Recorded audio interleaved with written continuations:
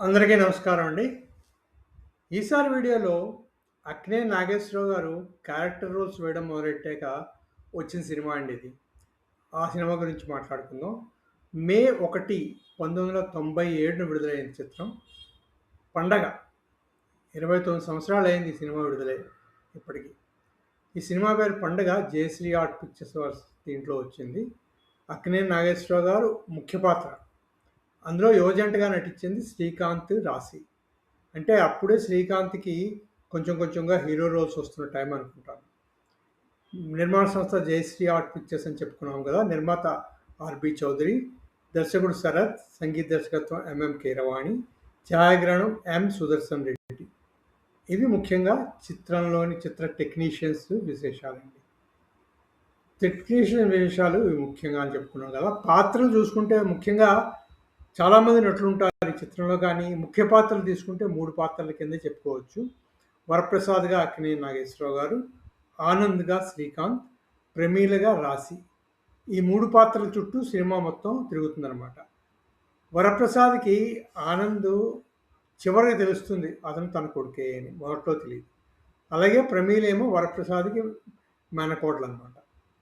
చిత్రకథ స్థూలంగా ఏంటంటే వరప్రసాద్ ఇంటి పెద్ద, 5గురు అక్క చెల్లెళ్ళు, బావమరుదులు, వారి పిల్లలు, మొత్తం కుటుంబానికంతటికి ఇతను వరప్రసాద్ పెద్దనమాట. అతనే కుటుంబాన్ని పోషిస్తూ ఉంటాడు వీళ్ళందరినీ కూడా.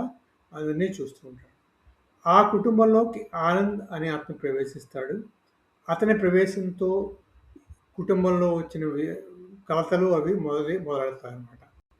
ఆనంద్ వచ్చింది ఎందుకంటే తన తండ్రి మీద పగ తీర్చుకుందుకనమాట.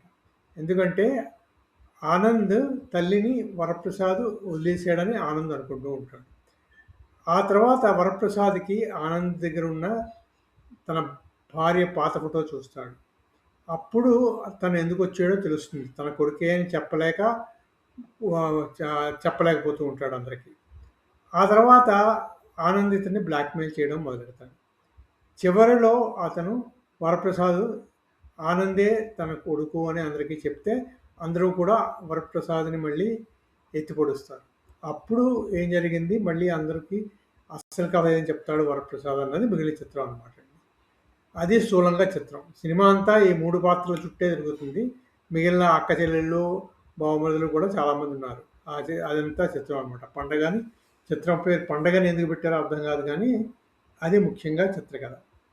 తర్వాత ఈ చిత్రంలో ఎంఎం కీరవాణి గారి సంగీతం కాబట్టి బాగానే ఉంది సంగీతం. 5 పాటలుంటాయి. ఈ సినిమా నేను వైజాగ్ అలంకార్ థియేటర్‌లో చూశాను. విడుదలైన కొత్తలోనే అప్పుడు ఢిల్లీ నుంచి వైజాగ్ వస్తే వైజాగ్‌లో ఆడుతూ ఉండేది. ఈ సినిమా అప్పుడు నేను చూశాననమాట అండి. అక్కినేని నాగేశ్వరరావు గారి సినిమా అనగానే వెళ్ళాం. అదే అండి 'పండగ' అని అక్కినేని నాగేశ్వరరావు గారు నటించిన సినిమా. అంటే క్యారెక్టర్ ఆర్టిస్ట్‌గా నటించిన సినిమా చిత్ర విశేషాలు. ఈ వీడియో మీకు నచ్చితే సబ్స్క్రైబ్ చేయండి, షేర్ చేయండి, లైక్ చేయండి. మళ్ళీ మరో వీడియోలో మరికొన్ని చిత్ర విశేషాలతో కలుసుకుందాము.